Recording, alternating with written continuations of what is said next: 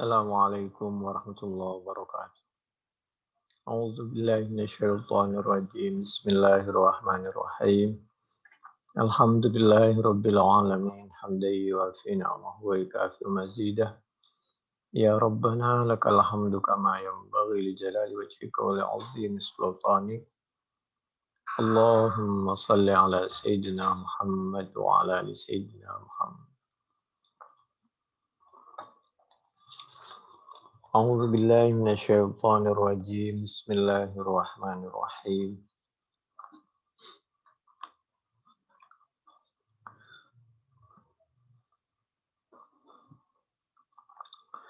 يوسف أعرض عن هذا واستغفري لذنبك إنك كنت من الخاطئين.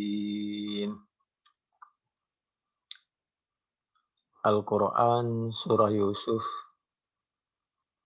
surah yang ke-12, ayat yang ke-29.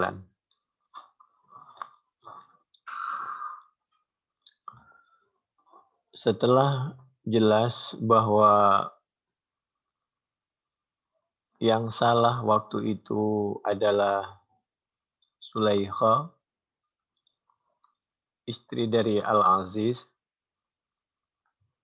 maka suami Sulaikha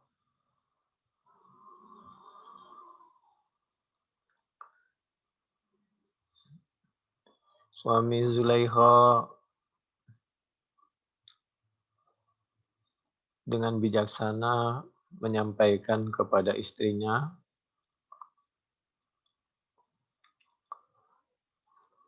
kami bisa salah. Sebagai seorang suami, dan kalau toh kamu sekarang salah, adalah manusiawi, mudah-mudahan Allah memaafkan dan kamu tidak mengulangi lagi. Ini Al-Quran Surah Yusuf, surah yang ke-12, ayat 29. Yusufu arid an hadha, engkau Yusuf, karena beliau waktu itu belum tahu kalau itu Nabi Yusuf. A'rid an hadha, berpalinglah dari masalah ini, menjauh,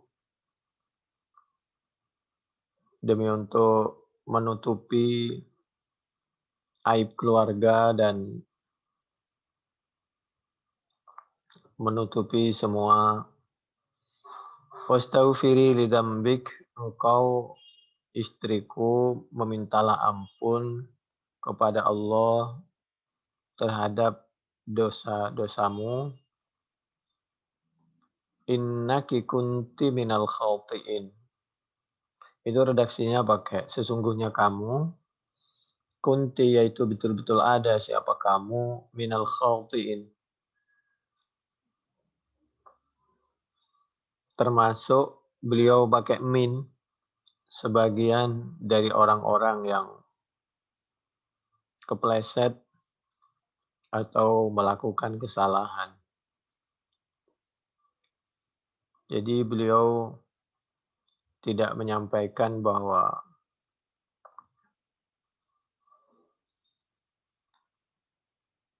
suami istrinya ini adalah orang yang memang satu-satunya orang yang bersalah di dunia. Dengan demikian,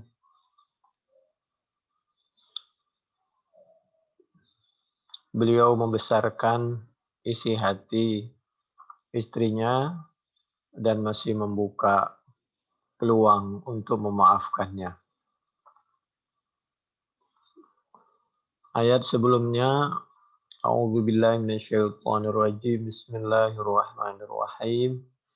وراودته التي هو في بيتها عن نفسه وغلقت الأبواب وقالت هيت لك قال معاذ الله إنه ربي أحسن مثواي إنه لا يفلح الظالمون.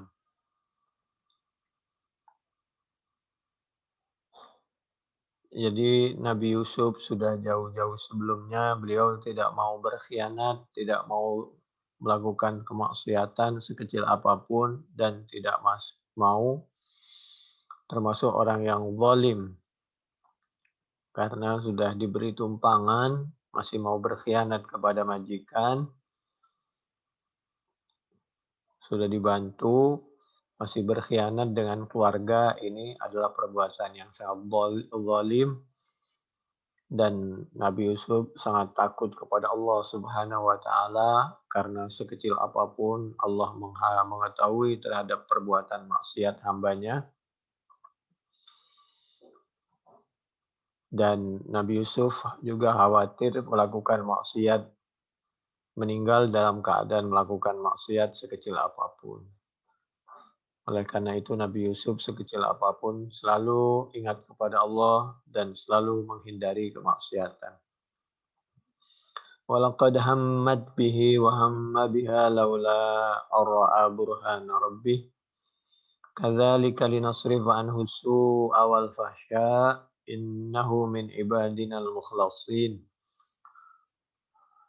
Karena memang Nabi Yusuf ini adalah orang-orang yang mukhlasin, yang dipilih oleh Allah karena pilihan dari Allah dan kepingin menjadi pilihan Allah Subhanahu wa taala, beliau selalu nasrifu anhu su'a wal fahsya. Allah selalu menjauhkan Nabi Yusuf dari perbuatan yang menjijikkan, yang keji dan mungkar, dan Nabi Yusuf menjauhinya. Linasrifu anhu su'a wal fahsya. Buktinya wastabaqal baba wa qaddat qamisahu min duburi wa alfaya sayyidaha ladal bab. Qalat ma jazaa'u man arada bi ahlika su'an illa ay yusjana aw adzabun alim. Maka ditariklah Nabi Yusuf bajunya untuk melakukan maksiat oleh istri Al-Aziz itu. Begitu ketahuan, maka istri Al-Aziz ini membuat berita hoak, berita bohong, tujuannya untuk menutupi aibnya sendiri, tapi untuk menyengsarakan orang, sehingga Nabi Yusuf dituduh yang tidak-tidak dan harus masuk tahanan hanya karena berita bohong. Jadi apabila sekarang ada orang masuk tahanan karena berita bohong, di zaman Nabi Yusuf jauh sebelum Nabi Muhammad Shallallahu Alaihi Wasallam, jauh sebelum zaman Nabi sudah ada orang yang baik-baik, bahkan seorang Nabi pun ditahan karena berita bohong. Kesalahan yang dicari-cari. Itu diantara yang dimaksud di dalam Al-Quran surah Yusuf surah yang ke-12 ayat 25. Qalat ma jazaa'u man arada bi ahlika su'an illa ay yusjana. Yusjan itu, sijin itu adalah tahanan. Nabi Yusuf dituduh bahwa berselingkuh. Check in di hotel segala macam, ada chat mesum segala macam. Bahkan tidak hanya ditahan, kalau perlu azabun alim, disiksa dengan sekejam-kejamnya. Qala hiya rawadatni an nafsi wa syahida syahidum min ahliha in kana qamisuhu qudda min qubulin fa sadaqat wa huwa minal kadhibin. Wa in kana qamisuhu qudda min duburin fakadzabat wa huwa minas shadiqin. Falamma ra'a qamisahu qudda min duburin qala innahu min kaidikun inna kaidakunna azim. Ternyata setelah dicek, di cross check di pengadilan, maka betul. Yang betul adalah Nabi Yusuf, karena Nabi Yusuf memang sedikit pun tidak terpancing untuk melakukan kemaksiatan. Buktinya bajunya robek dari belakang, berarti ditarik. Inna kaidakunna azim, bahwasanya waktu itu perlakuan berita hoak yang dilakukan oleh ketepatan waktu itu seorang perempuan memang luar biasa. Tapi Al-Quran surah Yusuf, surah yang ke-12 ayat 28, Inna kaidakunna azim, bukan untuk menunjukkan bahwa mohon maaf perempuan itu adalah kelas nomor 2 dan dia itu selalu mengajak untuk berbuat maksiat dan membuat tipu daya dan bahasanya itu lebih besar, lebih kejam, lebih menarik dari godaan syaitan. Tidak. Itu hanya menggambarkan bahwa saat itu Nabi Yusuf itu mendapatkan cobaan yang luar biasa. Ketepatan waktu itu yang diproses pengadilan itu sehingga masuk ke penjara itu waktu itu akibat ulah oknum seorang perempuan.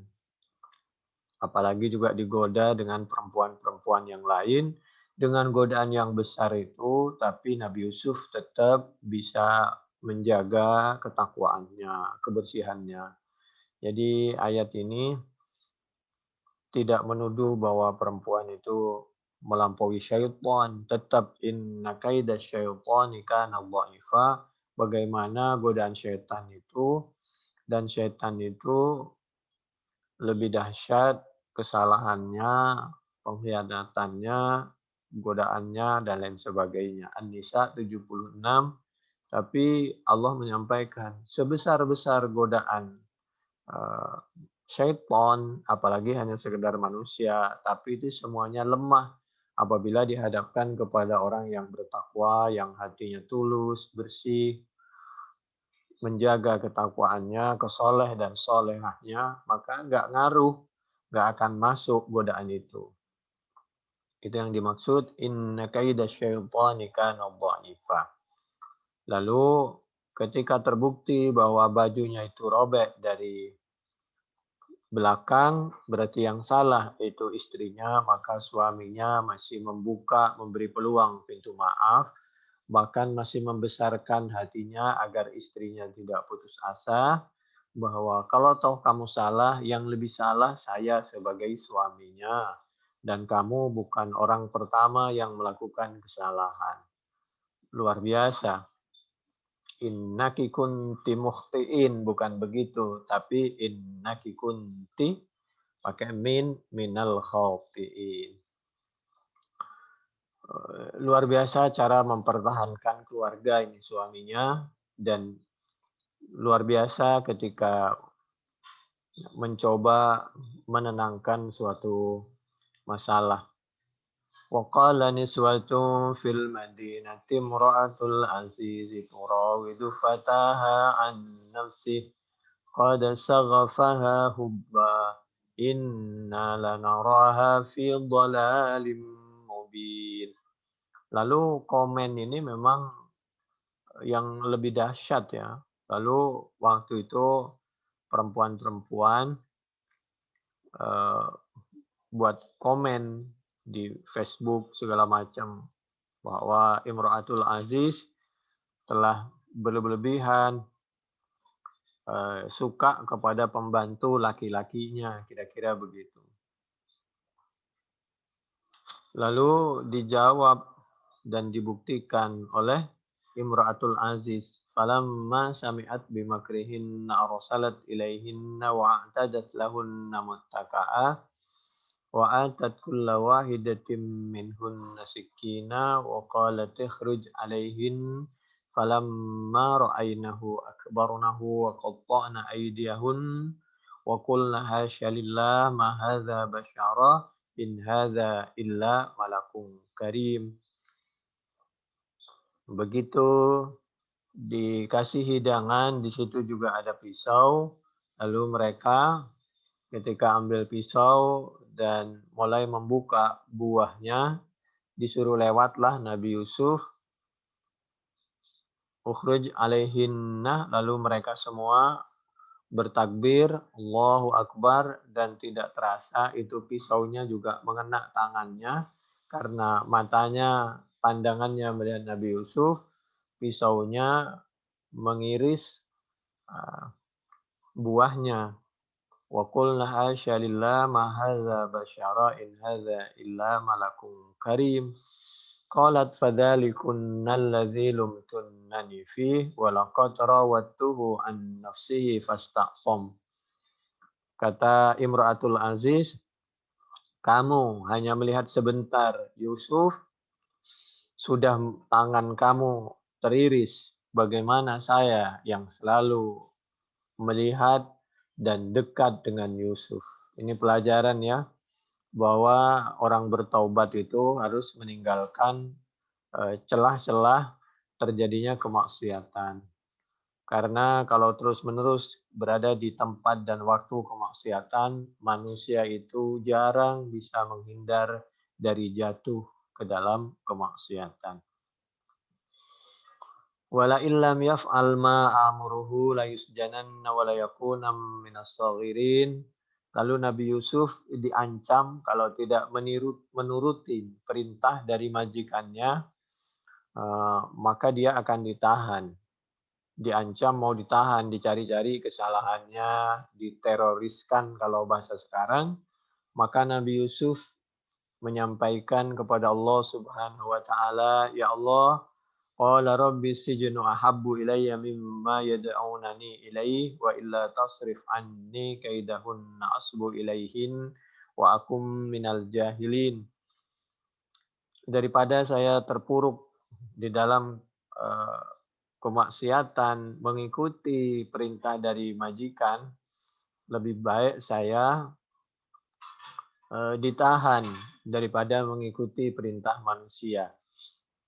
Lalu betul akhirnya fastajaba lahu rabbuhu fasarafa anhu kaidahun innahu huwas samiul alim. Tsumma bada lahum min ba'di ma ra'awul ayati la yasjununnahu hatta hin. Lalu betul Nabi Yusuf bisa menghindar dari lingkungan kemaksiatan, tapi konsekuensinya pilihannya beliau harus ditahan. Akhirnya Nabi Yusuf ditahan. Kalau bisa menghadapi masalah itu, gimana caranya tidak ditahan, tapi bisa menghindar dari kemaksiatan. Nabi Yusuf waktu itu menghindar dari kemaksiatan, tapi harus ditahan. Ditahanlah Nabi Yusuf. Bayangkan. Tapi lama-kelamaan yang namanya kebaikan itu pasti terungkap dan keburukan itu pasti terungkap. Maka lama-lama Nabi Yusuf itu ketahuan bahwa Nabi Yusuf itu ditahan tapi dengan tuduhan palsu. Itu yang dimaksud summa badalahum mim ba'di ma ra'awul ayati la yasjununnahu hatta hin. Terlalu banyak orang yang ditahan dengan tuduhan palsu itu. Itu surah Yusuf, surah yang ke-12, ayat yang ke-35. Cerita ini sebenarnya panjang, tapi intinya di bulan Ramadan ini, mari kita banyak istighfar. Wastaghfiri li dzambik. Minta ampun kepada Allah. Yang kedua, mari kita memberikan harapan kepada orang lain agar tidak terlalu banyak orang yang putus asa tentang menghadapi dosa atau menghadapi kehidupan atau menghadapi fitnah. Yang ketiga, pesannya dari surah Yusuf tadi, sebaiknya kita bisa menyelesaikan masalah dengan baik-baik dan bisa memberikan harapan dan maaf kepada orang yang melakukan kesalahan sengaja atau tidak sengaja. Dengan demikian tidak terlalu banyak di dalam rumah tangga pertengkaran yang berakhir dengan perceraian. Bismillahirrahmanirrahim. Di bulan Ramadan ini juga kita semua mendengar berita ada seorang teman kita yaitu Munarman yang ditangkap dituduh teroris. Lalu yang luar biasa, ada pengakuan dari seorang doktor, yaitu seorang pengacara, yaitu seorang non-muslim. Nah, hebatnya ini adalah pengakuan yaitu seorang non-muslim yang bernama Roy T. Pakpahan. Seorang non-muslim yang bernama Roy T. Pakpahan, seorang pengacara juga, seorang aktivis juga, seorang ahli hukum juga, seorang non-muslim. Roy T. Pakpahan ini memberi kesaksian yang luar biasa tentang siapa sebenarnya Munarman, yang beliau itu bukan teroris, bahkan beliau pernah membantu saat gereja sulit untuk dibangun, padahal persyaratan izin semua sudah lengkap. Kebutuhan masyarakat untuk ibadah waktu itu sangat sulit, padahal terlalu banyak orang yang mau ibadah di sekelilingnya. Maka Munarman membantunya dan masih banyak fakta-fakta yang lain.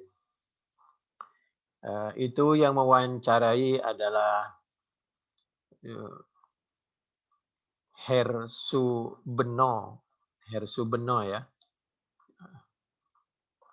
Nah, ini mengingatkan kita kepada hadis Bukhari, yaitu mengingatkan kita tentang dialog antara Heraklius, yaitu Heraklius, Raja Romawi, atau Hiroklah yang tidak beragama Islam.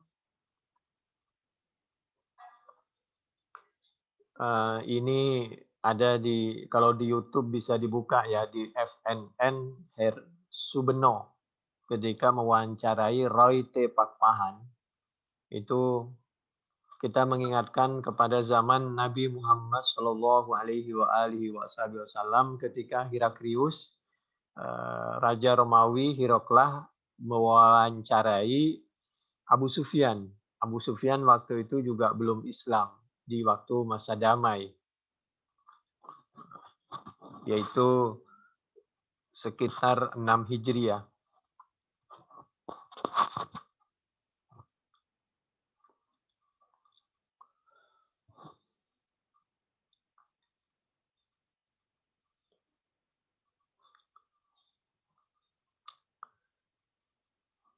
Ini dialog itu ada di hadis Bukhari nomor 7, juga nomor 51, 2681 sampai 2978,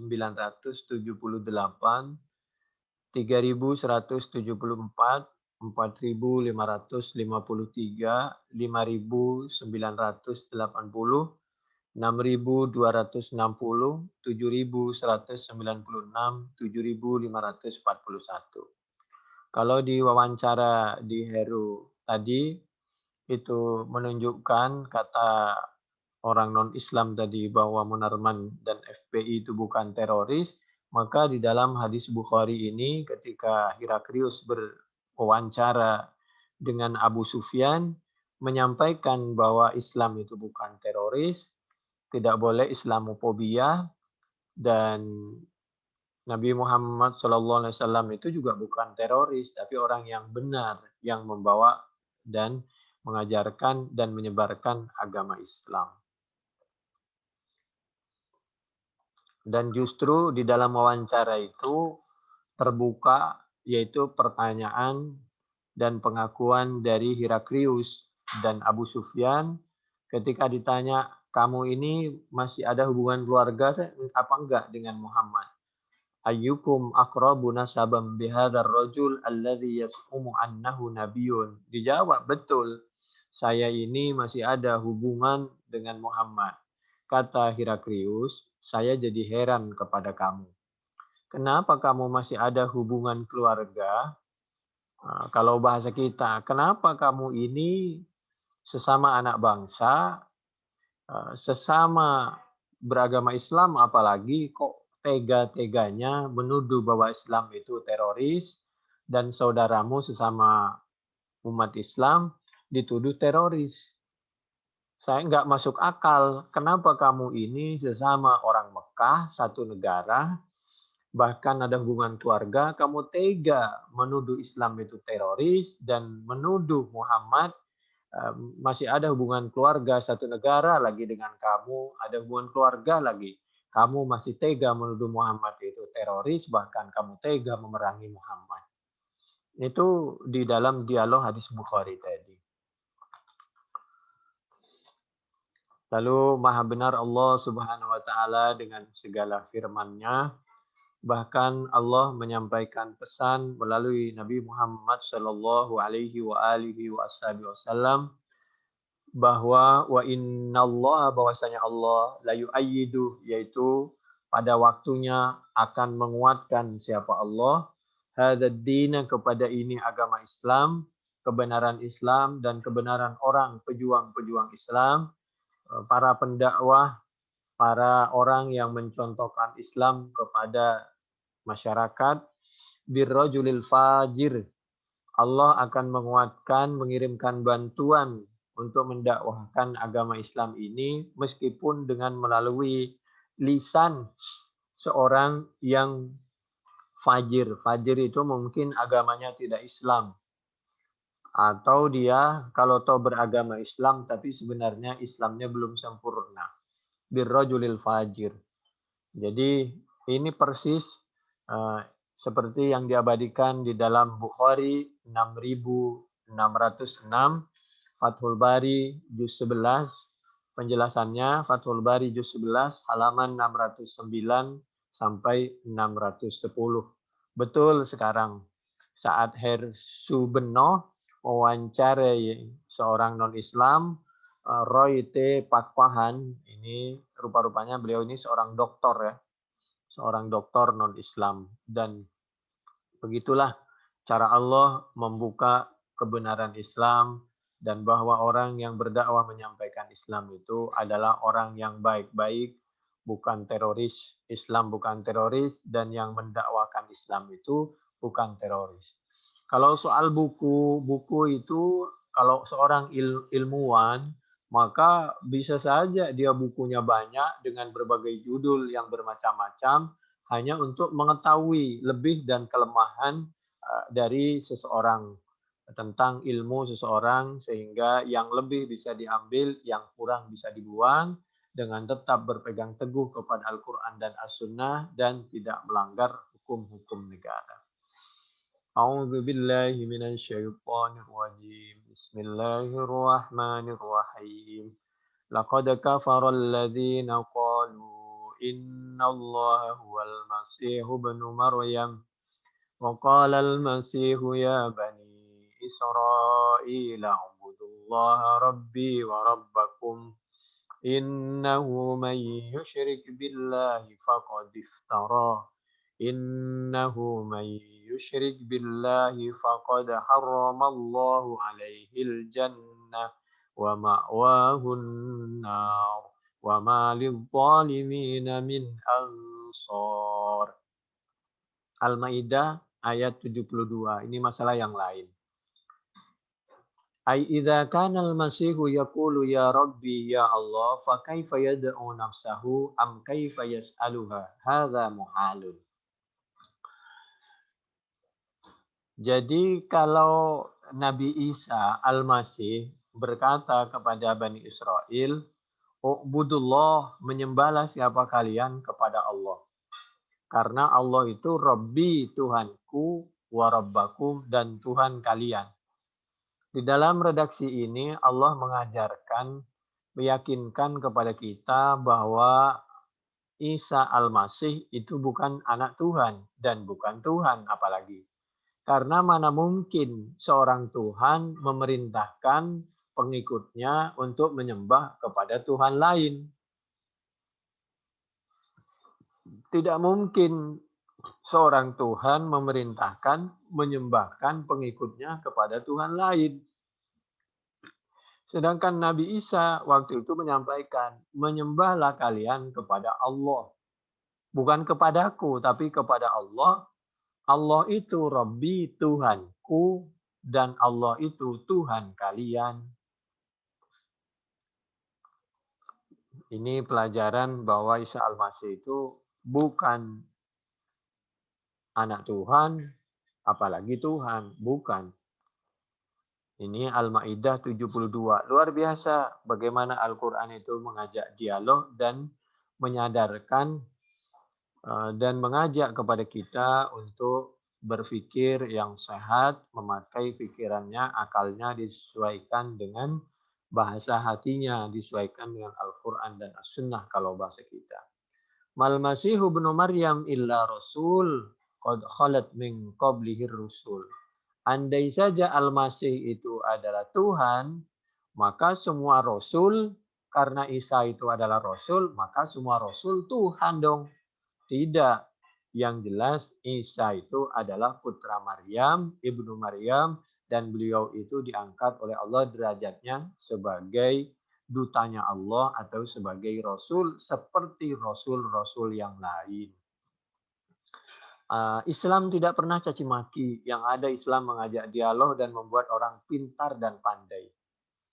Wa ummuhu siddiqah. Bahkan keluarganya Nabi Isa, ibunya diangkat derajatnya, dihargai.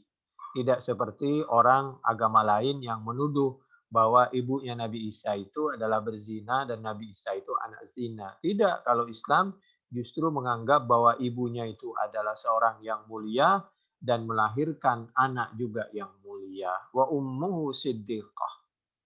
Nah, karena ya'kulani ta'am, dan dua-duanya Isa maupun ibunya itu sama-sama makan. Kalau toh makan berarti ke kamar mandi untuk buang air kecil dan lain sebagainya.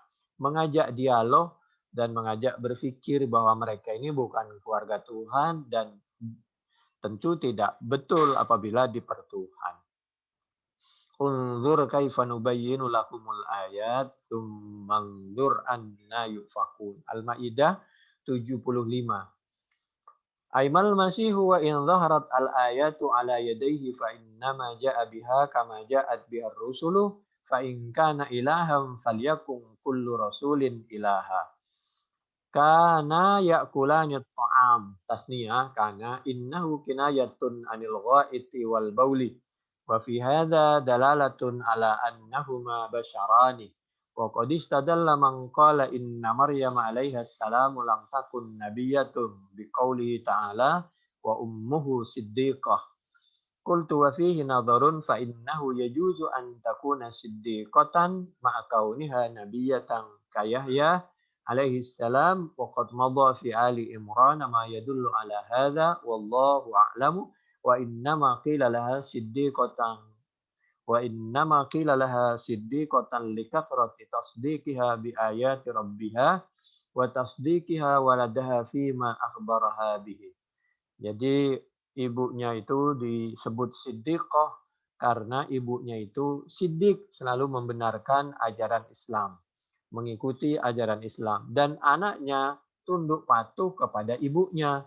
Oleh karena itu dipanggillah keluarga itu adalah keluarga yang siddiqah karena anaknya nurut, ibunya nurut, anaknya nurut ke ibunya nurut kepada ajaran Allah Subhanahu wa taala. A'udzu billahi minasy syaithanir rajim. Bismillahirrahmanirrahim. Fanadathul malaikah Fanadathul malaikatu wa huwa qa'imun yusalli fil mihrab. Annallaha yubashshiruka bi Yahya musaddiqan bi kalimatin minallah. Annallaha yubashshiruka bi Yahya musaddiqan bi kalimatin minallahi wa sayyidan wa hasuran wa nabiyyan minas salihin.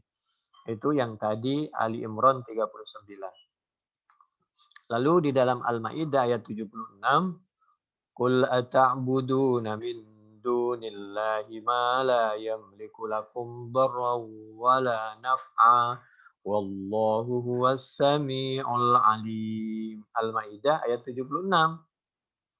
Nah, Al-Masih itu manusia biasa, bukan keluarga Tuhan, bukan anak Tuhan. Buktinya Al-Masih dan ibunya tidak punya kekuatan apa-apa. Andai saja waktu itu dimatikan oleh Allah mulai dari kecil. Qul ata'buduna min dunillah ma la yamliku lakum darrau wala naf'a. Jangankan bantu kalian pengikutnya menyelamatkan dirinya sendiri dari kematian itu nggak bisa. Buktinya apa? Dia itu berproses dari kecil, dewasa sampai mati kan. Kalau dia bisa menyelamatkan diri, tidak mungkin dia berproses seperti itu.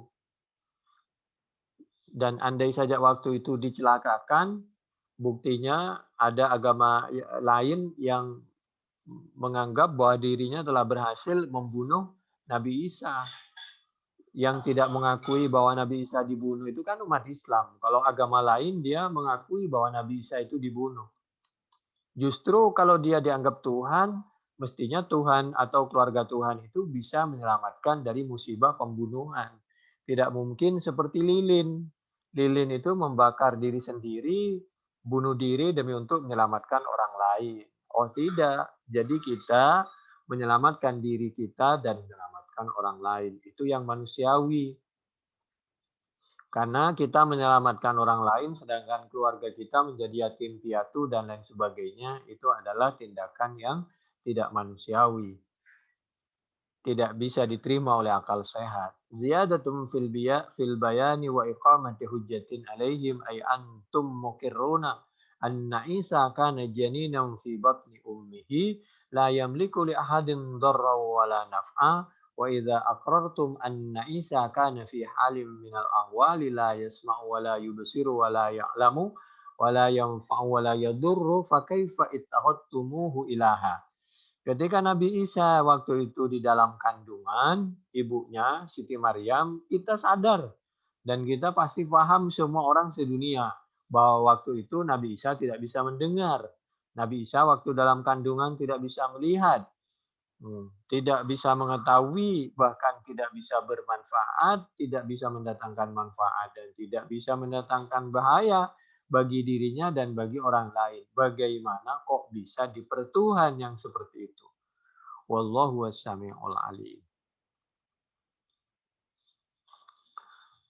A'udzu billahi minasyaitonir rajim. Bismillahirrahmanirrahim.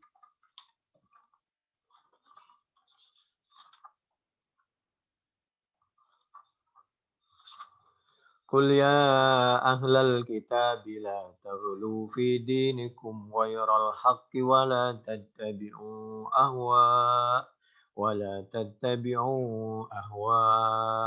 qaumin qad dhallu min qablu wa adallu katsiran wa dhallu an sawa'is sabil. Ini Al-Quran, di dalam Al-Quran surah Al-Maidah, coba kita cek, yaitu surah Al-Maidah ayat 77. Maka insya Allah penjelasannya ini kita akan sampaikan di pertemuan yang akan datang kelanjutannya. Tapi kalau sudah dijelaskan masih mempertuhan, itu berarti bukan pertimbangan rasional, tapi pertimbangan hawa nafsu yang kalau bisa dianggap dhallu wa adallu. Betul-betul dulu menyesatkan dan akan datang bisa menyesatkan generasi-generasi yang akan datang.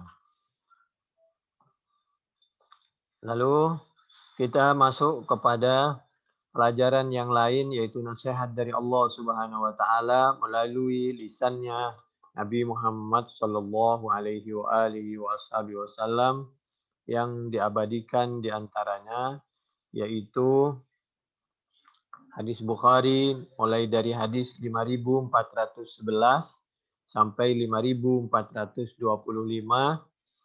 Penjelasannya ada di dalam Fathul Bari juz 9 halaman 695 sampai 691. Kiri sampai kiri lagi.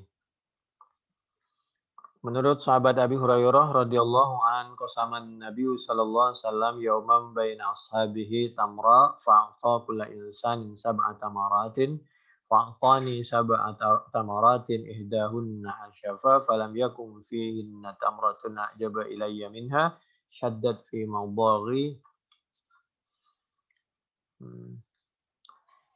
Ra'aituni sabi'a sab'atin ma'an Nabi sallallahu alaihi wa alihi wasallam ma lana ta'amun illa waraqul hublah awil habalah hatta yadhu ahaduna ma tadhu syad thumma asbahat banu asadin tu'azziruni 'alal islam khasirtu idzan wa dhalla sa'yi. Dulu usaha mereka untuk mendiskreditkan Islam dan pengikut Islam itu luar biasa. Sampai kami itu diisolasi dan kami hanya bisa memakan dedaunan warokul hublah atau al-habalah. Sehingga ketika seperti kambing ketika ke WC kalau bahasa kita. Hatta yabu ahaduna mata da'usyatu. Lalu alhamdulillah kita dimuliakan oleh Islam sehingga kalau kita tidak berpegang teguh kepada Islam rugilah kita dunia maupun akhirat. Itu diantara yang dimaksud summa asbahat banu asad tu'azziruni al Islam khasirtu idzan wa dhalla sa'i. 5412 Bukhari. Lalu berikutnya 5413 ini tentang kehidupan kesederhanaan Nabi. Demikian juga 5414 5415, 5416. Lalu di 5417, menurut Siti Aisyah, zaujin Nabi sallallahu alaihi wasallam, annaha kanat idza matal maitu min ahliha fajtama'a lidzalikan nisa'u tsumma tafarraqna. Apabila ada kematian waktu itu, maka semua perempuan berkumpul, kemudian setelah berkumpul mendoakan pulang masing-masing, illa ahlaha wa khassataha, kecuali keluarganya dan tetangga dekatnya atau teman-teman dekatnya. Amarat biburmatim min talbinatin fadubikhat.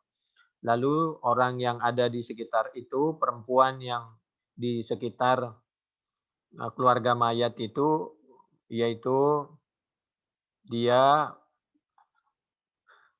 mengambil atau mendekat kepada burmah kuali dari batu, lalu di situ membuat talbinah. Talbinah itu makanan dari tepung yang dicampur dengan korma, dicampur lagi dengan madu yang bersih, murni, sampai seperti putih dan tipis begitu. Fadu bihat, maka dimasak. Summa suni'a sarid, maka setelah itu dibuatlah roti yang ada kuahnya dan daging. Jadi sarid itu roti diberi kuah, dalam kuahnya ada daging, dicampur, fasubbat at-talbinatu 'alaiha. Kemudian tadi yang makanan dari tepung, ada kormanya, ada madunya tadi dituangkan ke roti yang ada kuahnya, yang ada dagingnya. Nikmat luar biasa.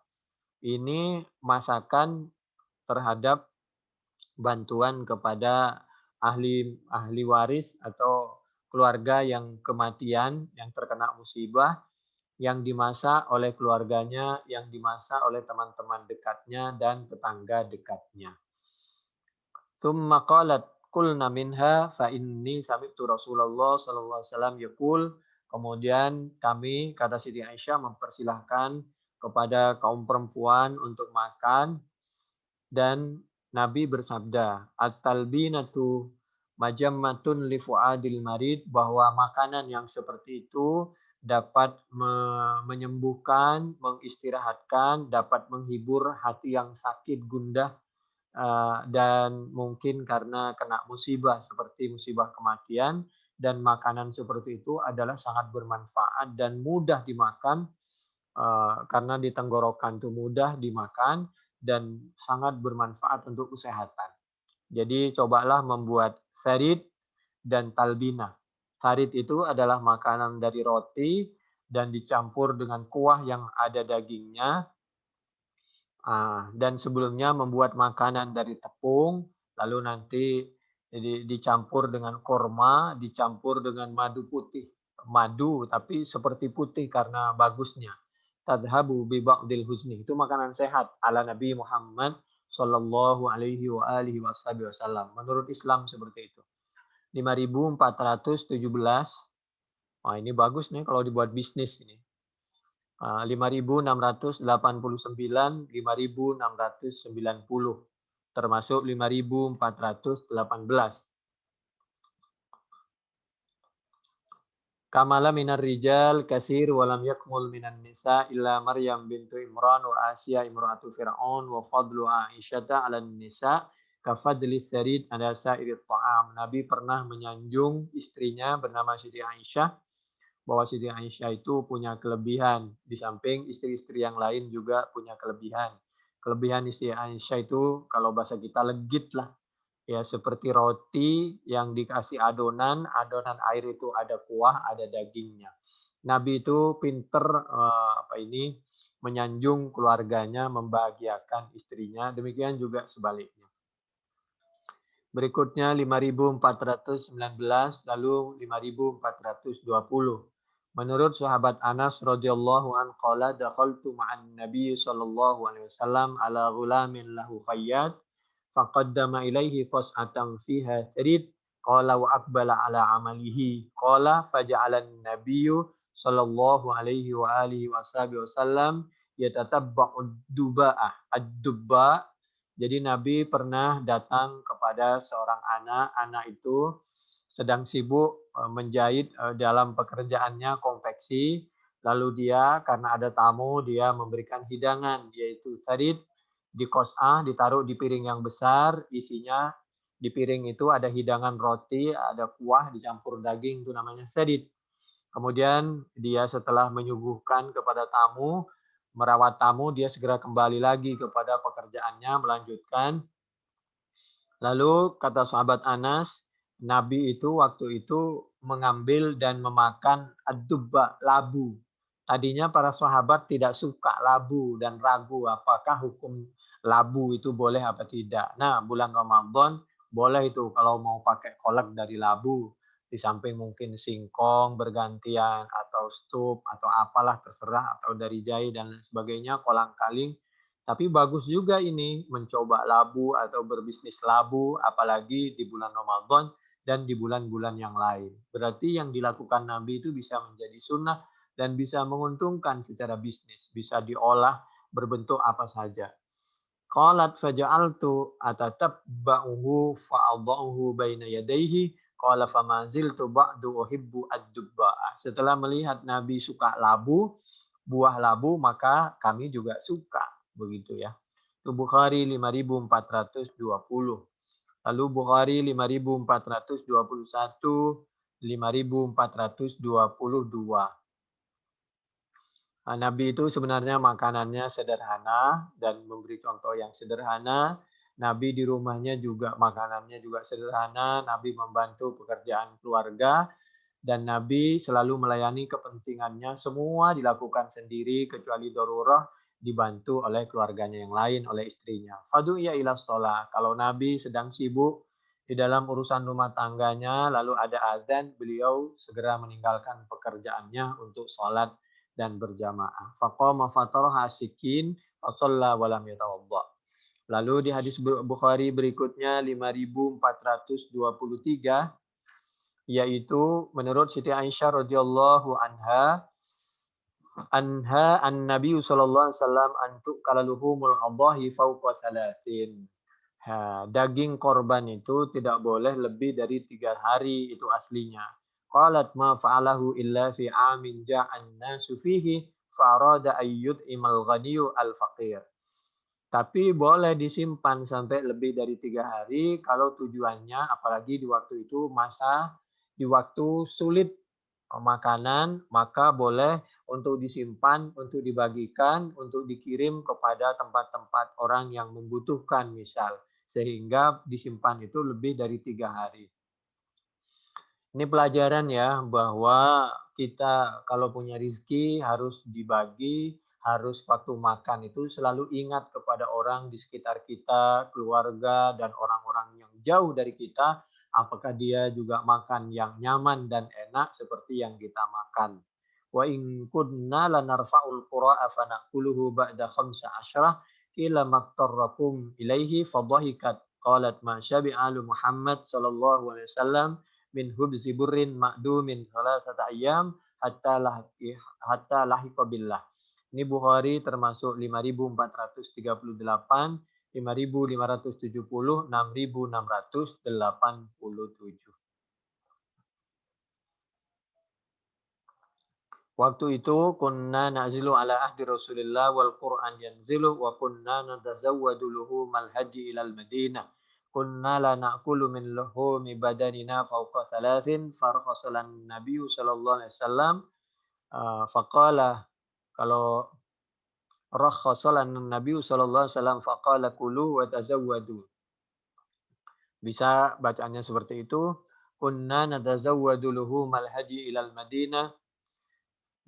ذهب النبي صلى الله عليه وسلم أضحيته ثم قال لي يا ثوبان أصلح لحم هذه فلم أزل أطعمه منه حتى قدم المدينة في الحديث رد على من زعم من الصوفية أنه لا يجوز إدخار طعام لغد وأن اسم الولاية لا يستحق لمن ادخر شيئا ولو قله bisawi bisawa wa anna man iddaqala asa adhanna billah wa fi hadzal ahadits kifayatun fi raddi ala man za'ama dzalik. Ini hadis juga untuk menjawab bahwa tidak benar seperti dugaan orang yang mengaku mengikuti aliran tasawuf bahwa orang kalau nyimpan makanan itu dianggap orang yang kurang tawakalnya kepada Allah. Tidak betul. Jadi kita harus bekerja dan juga saving, menyimpan makanan untuk kebutuhan kita ke depan. Kita tahu ya, hadis Sahih Bukhari, Nabi itu menyimpan makanan untuk kebutuhan keluarganya 1 tahun loh. Dan itu betul karena umat Islam itu juga untuk memikirkan kebutuhannya ke depan. Itu Al-Quran surah An-Nisa itu. Di dalam Al-Quran surah An-Nisa itu coba dibuka di dalam Al-Quran surah An-Nisa di depan itu Allah mengingatkan bahwa A'udzubillahi minasyaitonirrajim Bismillahirrahmanirrahim wal yakhshal ladzina law taraku min khalfihim dzurriyyatan dhi'afan khafu 'alaihim falyattaqullah wal yaqulu qawlan sadida. Pertama yakhsyah, kedua khafu, yang ketiga falyattaqullah. Ini satu ayat surah An-Nisa, surah yang keempat ayat 9. Allah betul-betul wasiat agar kita ekonomi kuat, iman kuat, fisik kuat, ilmu kuat, tidak boleh meninggalkan anak cucu dalam keadaan lemah di dalam berbagai hal. Surah An-Nisa ayat 9. Lalu yang terakhir yaitu pesan Allah melalui lisannya Nabi Muhammad sallallahu alaihi wasallam, yaitu hadis Bukhari 1188, 1189, 1190, agar kita sering-sering dekat dengan masjid, hubungan fisik maupun pikiran kita, dan kita sering-sering mengingat tentang kematian. Kalau ada waktu, ada tenaga dan ada uang, bisa juga datang ke kuburan agar kita bisa mendoakan secara langsung, secara dekat kepada orang atau keluarga yang telah mendahului kita, dan supaya kita terbiasa ingat terhadap kematian. La tushaddur rihal illa ila thalathati masajida al-masjidil haram wa masjidil rasul wa masjidil aqsa. Ini bukan untuk menunjukkan karena dalil ini pernah dipakai oleh orang yang tidak senang saudaranya ziarah ke kuburan untuk mengingat kematian dan untuk apa itu siru fil ard fanzuru kaifa kana akibatul mukadzibin untuk mengambil hikmah pelajaran seperti perjuangan para ulama, perjuangan Wali Songo sehingga kita bisa meniru kebaikannya waktu masih hidup dan supaya kita bersilaturahim dengan saudaranya yang ada di tempat jauh kalau memungkinkan dan supaya ingat tentang kematian. Kuntu nahaitukum an ziyaratil kubur fazuruha fa innaha tudzakirul akhirah. Fathul Bari juz 3 halaman 190-193. Buktinya Nabi di samping ziarah ke Masjidil Haram, Masjid Nabawi, Masjidil Aqsa, demikian juga dicontohkan dan diperintahkan pahalanya 100.000, ada yang 1.000, 100.000 kalau ke Masjidil Haram nilai ibadahnya satu ibadah satu kebaikan, ke Masjidil Rasul Nabawi 1.000, 1.000 satu kebaikan sama dengan 1.000, di Masjidil Aqsa sama dengan 500. Maka jangan lupa Nabi juga suka ziarah ke Masjid Kuba. Di sini tidak dijelaskan kan di Bukhari. Jadi ini dalil bukan untuk mengolok-olok orang yang berziarah ke masjid-masjid yang lain selain masjid yang 3. Salatum fi masjidi hadza khairum min alfi salatin fi ma siwa illal masjidal haram dan lain sebagainya. La takum fihi abada la masjidun usisa ala taqwa min awwali yaumin ahaqqu an takuma fihi rijalu yuhibbuna ayyatatahharu wallahu yuhibbul mutahhirin. At-Taubah ayat 108, bahkan ini ayat menjelaskan diantaranya cerita adalah Masjid Kuba yang tidak termasuk di dalam hadis Bukhari 1189 yang 3 masjid yang diziarahi tadi. Jadi boleh saja kita mau kemana saja, yang penting tujuannya adalah untuk ibadah dan untuk silaturahim. Lalu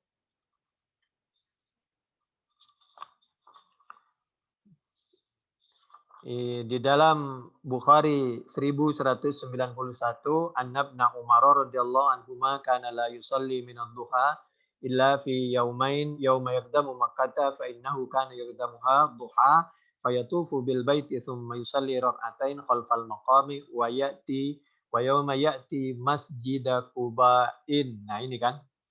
Jadi ini pelajaran bahwa Nabi dan para sahabat itu tidak hanya datang ke Masjid Mekah saja, Masjidil Haram, tidak hanya datang ke Masjid Nabawi saja dan tidak hanya datang ke Masjid Baitul Maqdis, tapi juga datang ke Masjid Quba dan masjid-masjid yang lain. Khawatir masjid yang lain butuh bantuan, misal tempat WC dan tempat wudhunya kotor, maka dibelikan obat untuk pembersih dan pengharum. Yang sekarang ada orang yang memeriksa sebuah kantor yang orang itu organisasinya dulu punya program untuk membersihkan masjid-masjid dan WC-nya dan kamar mandinya dan tempat wudhunya di masjid di Indonesia yang butuh dibersihin pakai deterjen itu dan tenaganya dari mereka, uangnya dari mereka. Tapi sekarang dituduh mereka punya obat-obat untuk mengebom, padahal itu peralatan untuk pembersih WC itu. Jadi kembali lagi bahwa kita boleh ya berziarah kemana saja, apalagi ke masjid, khawatir ada masjid yang butuh dibantu dan niat ibadah dan untuk silaturahim. Nabi itu datang ke Masjid Quba fa innahu kana ya'tihi kulla sabtin. Beliau setiap hari Sabtu. Kenapa setiap hari Sabtu ke Quba? Karena kalau Jumat itu kan Jumatan, datang semua ke Masjid Madinah. Maka Nabi di situ khawatir dari Quba jauh ada yang nggak datang lalu disamperin. Begitulah silaturahim antara menjaga dan menghargai dan melindungi sesama umat Islam. Khawatir ada yang sakit, butuh bantuan, pertolongan, dan lain sebagainya. Ini Bukhari 1191 sampai 1194 dan 7326. Fa'idza dakhala al-masjid kariha ayyakhruja minhu hatta yusalliya fihi. Qala wa kana yuhadditsu anna Rasulullah sallallahu alaihi wasallam kana yazuru raqiban wa masyian. Nabi ke sana kadang-kadang naik kendaraan, kadang-kadang jalan kaki, tapi Nabi setiap datang ke Masjid Quba beliau tidak keluar dari masjid sebelum sholat 2 rakaat. Dan ini umum, di samping dicontohkan oleh Nabi, dicontohkan oleh sahabat dan bisa kita laksanakan. Termasuk Bukhari 1192, 1193 menurut sahabat Abdullah bin Umar karena Nabi sallallahu alaihi wasallam ya'ti Masjid Quba'in kulla sabtin masyian wa rakiban wa kana Abdullah radhiyallahu anhu yaf'aluhu. La an usalliya fi Masjid Quba rak'atain ahabbu ilayya min atiya Baital Maqdis marratain law ya'lamuna ma fi Quba'in la darabu ilaihi akbadal ibil. Ya, itu. Wa fi hadzal hadis ala ikhtilafi turuqihi dalalatun ala jawazi takhsisi ba'dil ayyam bi ba'dil a'malis salihah wal mudawamah ala dzalik. Ini hadis Bukhari 1191, 1193, 1194 juga sebagai dalil bahwa boleh beramal itu dengan amalan tertentu di waktu tertentu. Fathul Bari juz 3 halaman 89 di sebelah kiri paling bawah. Wa fihi anna nahya an shaddir rihal li ghairil masajid salasati laisa ala tahrim likaunin Nabi sallallahu alaihi wasallam kana ya'ti Masjid Quba raqiban wa ta'aqqaba bi anna maji'ahu ila Quba innama kana limuwasilatil ansar wa tafaqqada haluhum wa halu man ta'akhkhara minhu an huduril jum'ati ma'hu wa hadha huwa sirru fi tahsisi dzalika bis sabti. Lalu yang terakhir yaitu Bukhari 1195 sampai 1197. Ma baina baiti wa mimbari raudhatum min riyadil ma baina baiti wa mimbari raudhatum min riyadil jannah. Kita dianjurkan untuk rajin sholat jamaah di masjid kalau nggak ada halangan karena itu termasuk raudhah min riyadil jannah, apalagi di masjidnya Nabi antara rumah Nabi, rumah Siti Aisyah dengan mimbarnya. Itu.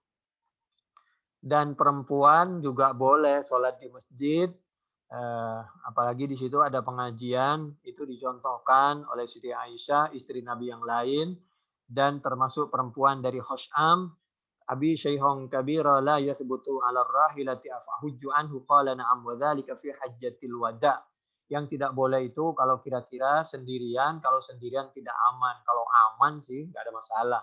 Seperti wanita angkatan udara, angkatan darat, angkatan laut, atau dia seorang polisi wanita yang bisa mengamankan diri, atau memang lingkungan sudah aman, maka bisa beliau berjalan sendiri. Tapi betul-betul terjaga dan terjamin keamanannya, tidak ikhtilat dan sebagainya, pakaiannya juga.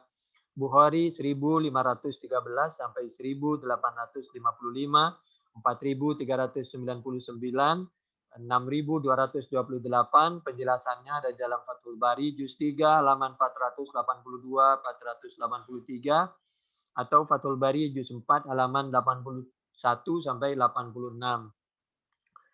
Lalu la tusafiril mar'ah yaumain illa ma'ha zawjuha aw dhu mahram wala shawma fi yaumain al-fitri wal adha wala salata ba'da salatain ba'da subhi hatta tatlu'a syamsu wa ba'da al-'asri hatta taghruba wala tushaddu rihal illa ila salasati masajid Masjidil Haram wa Masjidil Aqsa wa masjidi. Ini bagi orang yang kira-kira tidak aman, lingkungan tidak aman, maka perempuan tidak diperkenankan keluar kalau tidak aman. Tapi kalau aman, maka hadis Bukhari yang sebelumnya. Jadi itulah hadis antara satu hadis dengan hadis yang lain. Demikian termasuk di dalam Al-Quran, walillahi 'alan nasi hijjul baiti man istata'a sabila. An-nas di situ termasuk laki maupun perempuan. Demikian yang kami sampaikan, ini bisa dilihat di dalam Fathul Bari juz 3 mulai dari halaman 81 di sebelah kiri sampai 91 di sebelah kiri. Mudah-mudahan bermanfaat. Subhanakallahumma bihamdik nasyhadu an la ilaha illa anta nastaghfiruka wa natubu ilaik. Assalamualaikum warahmatullahi wabarakatuh.